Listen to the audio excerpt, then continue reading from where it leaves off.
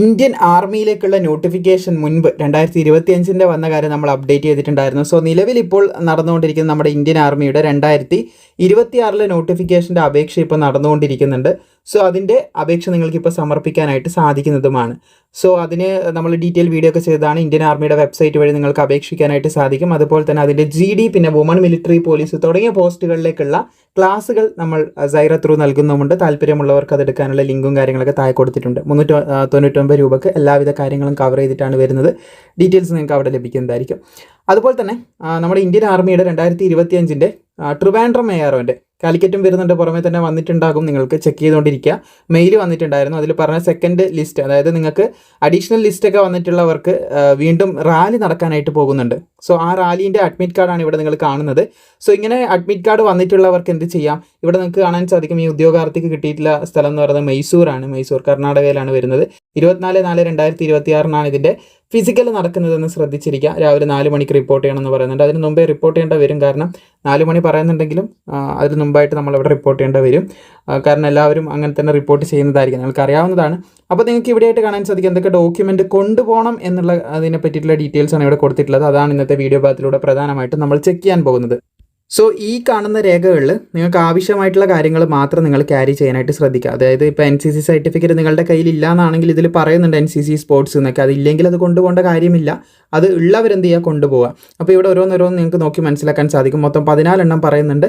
അപ്പോൾ അതിലെന്ത് ചെയ്താൽ മതി, നിങ്ങളുടെ കയ്യിൽ ആവശ്യമായിട്ടുള്ള കാര്യങ്ങൾ മാത്രം കൊണ്ടുപോകുക. ഉദാഹരണത്തിന് അഡ്മിറ്റ് കാർഡ് നിങ്ങൾ കൊണ്ടുപോകണം, അത് ഗുഡ് ക്വാളിറ്റിയിലുള്ള എടുക്കണം എന്ന് പറയുന്നുണ്ട്. പിന്നെ നിങ്ങളുടെ ക്വാളിഫിക്കേഷൻ സർട്ടിഫിക്കറ്റുമായിട്ട് ബന്ധപ്പെട്ട ഒറിജിനൽ കൊണ്ടുപോകണം എന്നുള്ള കാര്യമാണ് പറഞ്ഞിട്ടുള്ളത്. പിന്നെ 8ാം ക്ലാസ്സിൻ്റെ സർട്ടിഫിക്കറ്റ് മാർക്ക് ഷീറ്റ് അത് കൊണ്ടുപോകണം എന്നുള്ള കാര്യം പറയുന്നത്. ഇത് only required for Agniveer tradesman. അതൊക്കെ പ്രത്യേകം ഒന്ന് ശ്രദ്ധിക്കണം കേട്ടോ. എല്ലാ പോസ്റ്റിനും കൊണ്ടുപോകേണ്ട, അതും കൂടി ശ്രദ്ധിക്കുക. 10ാം ക്ലാസ് GDക്ക് അപേക്ഷിച്ചവർ ഈ ഒരു 8ാം ക്ലാസ്സിൻ്റെ കൊണ്ടുപോകണ്ട, അത് പ്രത്യേകം ശ്രദ്ധിക്കുക. പിന്നെ സ്കൂൾ ട്രാൻസ്ഫർ, അതായത് സ്കൂൾ ലീവിംഗ് സർട്ടിഫിക്കറ്റ് TC നിങ്ങൾ കൊണ്ടുപോകേണ്ടതായിട്ടുണ്ട്. അത് ശ്രദ്ധിക്കേണ്ടതായിട്ടുണ്ട്. അതെന്തിനാന്ന് വെച്ചാൽ college mention date of birth mention ചെയ്യുന്നത് കൊണ്ടുപോകണം എന്നുള്ള കാര്യം പറയുന്നുണ്ട്. School leaving certificate in original or bonafide certificate from school അല്ലെങ്കിൽ college mentioning date of birth mention ചെയ്യുന്ന വേണം. പിന്നെ സ്കൂൾ ക്യാരക്ടർ സർട്ടിഫിക്കറ്റ് പറയുന്നുണ്ട്. പിന്നെ ഡൊമിസൈൽ സർട്ടിഫിക്കറ്റ് പറയുന്നതായിട്ട് കാണാൻ സാധിക്കുന്നതാണ്. തഹസിൽദാർ ഇഷ്യൂ ചെയ്തത് അല്ലെങ്കിൽ DM ഇഷ്യൂ ചെയ്തതായിട്ടുള്ള കാര്യമാണ് ഇവിടെ പറഞ്ഞിട്ടുള്ളത്. പിന്നെ കാസ്റ്റ് അല്ലെങ്കിൽ ക്ലാസ് സർട്ടിഫിക്കറ്റ് ഇഷ്യൂഡ് ബൈ തഹസിൽദാറിൻ്റെ കാണാൻ സാധിക്കും. അതുപോലെ തന്നെ അൺമേരിഡ് സർട്ടിഫിക്കറ്റ് കൊണ്ടുപോകണം എന്നുള്ള കാര്യം ഇവിടെ കാണുന്നുണ്ട്. ഏത് അതോറിറ്റിയാണ് വേണ്ടതെന്ന് ഇവിടെ പറയുന്നുണ്ട്. പിന്നെ Aadhaar card and pan card നിങ്ങൾ കൊണ്ടുപോകണം, ഐഡൻറ്റിറ്റി പ്രൂഫായിട്ടാണ് പറഞ്ഞിട്ടുള്ളത്. പിന്നെ മിനിമം 15 സെറ്റ് ഓഫ് കോപ്പി പറയുന്നത് കാണാൻ സാധിക്കും. 90 ദിവസത്തിൽ 3 മാസത്തിൽ കൂടുതൽ പഴക്കമില്ലാത്ത പാസ്പോർട്ട് സൈസ് ഫോട്ടോഗ്രാഫാണ് പറഞ്ഞിട്ടുള്ളത് കേട്ടോ. 15 കോപ്പിയാണ് പറഞ്ഞിട്ടുള്ളത്.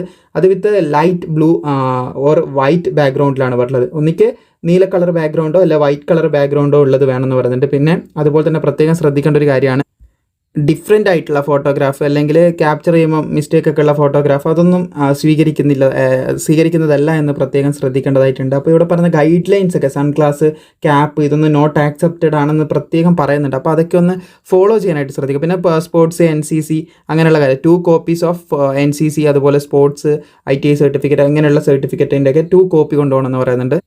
അപ്പോൾ ഈ കാര്യങ്ങളൊക്കെ നിങ്ങൾ എന്ത് ചെയ്യുക, വായിച്ചു നോക്കുക. ഈ കാര്യങ്ങളൊക്കെ നിങ്ങൾ നിർബന്ധമായിട്ടും നിങ്ങൾ റാലിക്ക് പോകുന്ന സമയത്ത് കൊണ്ടുപോകണം എന്ന് പ്രത്യേകം ശ്രദ്ധിച്ചിരിക്കുക. സോ പോലീസ് ക്ലിയറൻസ് അതുപോലെ തന്നെ അഫിഡവിറ്റ് സർട്ടിഫിക്കറ്റ് ഇതൊക്കെയാണ് ചോദിച്ചിട്ടുള്ളത്. ഇതൊക്കെ തീർച്ചയായിട്ടും നിങ്ങൾ കൊണ്ടുപോകേണ്ടതായിട്ടുണ്ട്. സോ എന്തായാലും നിങ്ങൾക്ക് അഡ്മിറ്റ് കാർഡിൽ തന്നെ ഈ ഡീറ്റെയിൽസ് ഒക്കെ പ്രൊവൈഡ് ചെയ്യുന്നുണ്ട്. ഉദ്യോഗാർത്ഥിൻ്റെ പേഴ്സണൽ ഡീറ്റെയിൽസ് മുകളിലുള്ളത് കൊണ്ടാണ് അത് അങ്ങോട്ടേക്ക് കാണിക്കാത്തത്. സോ ഈ കാര്യങ്ങളൊക്കെ നിർബന്ധമായിട്ട് നിങ്ങൾ റാലി സൈറ്റിൽ കൊണ്ടുപോകണം എന്ന് പ്രത്യേകം ശ്രദ്ധിക്കുക. ബാക്കി ഡീറ്റെയിൽസ് ഒക്കെ ഇവിടെ നിന്ന് നിങ്ങൾക്ക് നോക്കി മനസ്സിലാക്കാം. പിന്നെ മുമ്പ് റാലി കഴിഞ്ഞവരുടെ എക്സ്പീരിയൻസും ഒപ്പീനിയൻ നിങ്ങൾക്ക് അറിയാമെന്നുണ്ടെങ്കിൽ അവരുടെ ഒപ്പീനിയനൊക്കെ ഒന്ന് എടുക്കുന്നത് നന്നായിരിക്കും. എങ്ങനെയാണ് പെരുമാറേണ്ടത്, എന്തൊക്കെയാണ് ചെയ്യേണ്ടത് എന്നുള്ള അവരുടെ ഒരു എക്സ്പീരിയൻസ് എടുക്കുന്നത് വളരെ നന്നായിരിക്കും. അവരെടുത്തും ഏതൊക്കെ ഡോക്യുമെൻറ്റ്സ് ഇതിൽ നിന്ന് എടുത്തിട്ടുണ്ട്, കാര്യങ്ങളാക്കിയിട്ടുണ്ടെന്നൊക്കെ ചോദിച്ചു കഴിഞ്ഞാൽ ഇതെന്തായാലും നിങ്ങളെല്ലാം എടുക്കണം. അവർ എടുത്തെന്ന് പറഞ്ഞാലും ഇല്ലയെന്ന് പറഞ്ഞാലും തീർച്ചയായിട്ടും ഒരു പക്ഷേ ചിലപ്പം ഡൊമിസൈലൊക്കെ നിർബന്ധമായിട്ട് നോക്കും കേട്ടോ. ഞാൻ ഉദാഹരണത്തിന് പറയുന്നതാണ്.